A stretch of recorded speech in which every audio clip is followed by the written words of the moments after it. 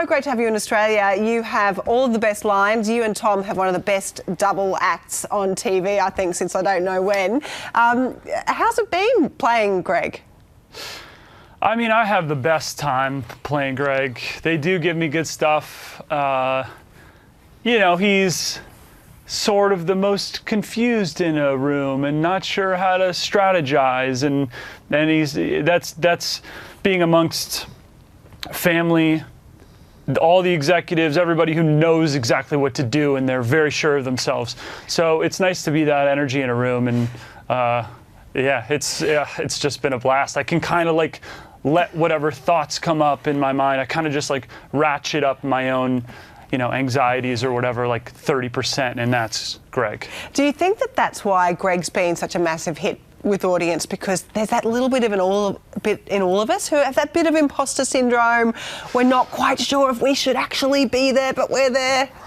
Yes, I think that's why it's nice to, you know, to be with Greg sometime. You know, there's so much heavy stuff. There's so much, you know, more dramatic stuff going on in the episodes, and then you're with Greg, and you're like, ah, yes, I know that feeling. Yeah, he's kind of a safe space. Is it true that you drew a bit of inspiration for how you portrayed Greg from a dog? Tell us about that. It is true. It sounds so ridiculous when I say it, but I was taking care of a dog at the time. I think that I was auditioning, or maybe before we shot the pilot, and I did a cross-country road trip with this dog, and I was just very close with him at the time as a friend's dog, and it was an Australian Shepherd. So thank you guys for breeding this dog. But I just thought there's something about his personality that's, he's kind of nervous, but he's so sweet and he's so excitable, and he just wants to be next to you all the time. And so sometimes as Greg in a scene, especially early on with my kind of like floppy hair and kind of like puppy dog energy, I just would think about Durango, and I'd be like, let me put a little Durango into this scene. So I know that you're probably not going to give us the spoilers, but please, can Greg just please end up taking over the company? I mean, that would be my absolute dream if he takes it over instead of those kids. It would also be Greg's dream. And you'll have to wait 8 more episodes, and you'll know everything. What is the most that people have offered you to tell them how it'll end?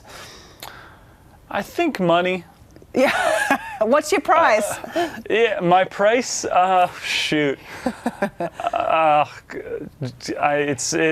It's honestly, I don't have a price. I haven't given up anything yet, so. Hey, this is the life-changing role for you. I mean, you're an actor for a long time before this happened. What's going to be next for Nicholas? Yeah, I mean, I love acting. I've been doing it my whole life. I got my first film at 11 years old. This has been the greatest ride, and Succession kind of changed everything for me.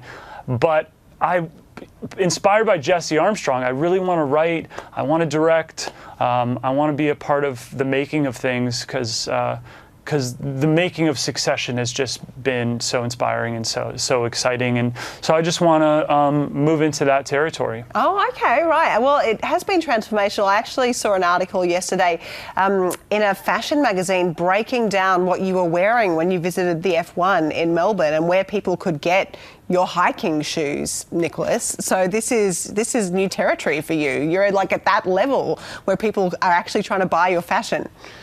That's pretty cool. I didn't know that. Happy to tell people where to buy my outfits that are totally affordable. Not high fashion over here. Hey, how's your trip to Australia been? It's been great. Yeah, love it. You know, the people are great. I've had some good steak. I've had a couple Avo toasts. the Formula One race was amazing. Just so far, it's just been fantastic. I'm obviously now here in Sydney, and I'm on a harbor the Sydney Opera House Harbor. I don't know what it's called, but it's just like, it's beautiful. Yeah, Sydney Harbour. Great to be here. Sydney Harbour. Yeah, and just before you go, one of the best lines was actually in last night's episode where you talk about Logan being on the floor, talking about him terrifyingly moseying. Can you do that for us? Yeah, he's just moseying. Terrifyingly moseying. He's like a what do I say? He's like a hitman dressed as Santa Claus. It's yeah. Drop it right into the Greg brain there. Yeah, so good, so good. Yeah. It's been so great having you. Congratulations on the success of Succession. I'll try and raid my piggy bank to pay you to tell me how it ends, because I'm desperate to know. Have a great trip in Australia. Thank you so much. Great to talk to you guys, and enjoy the season.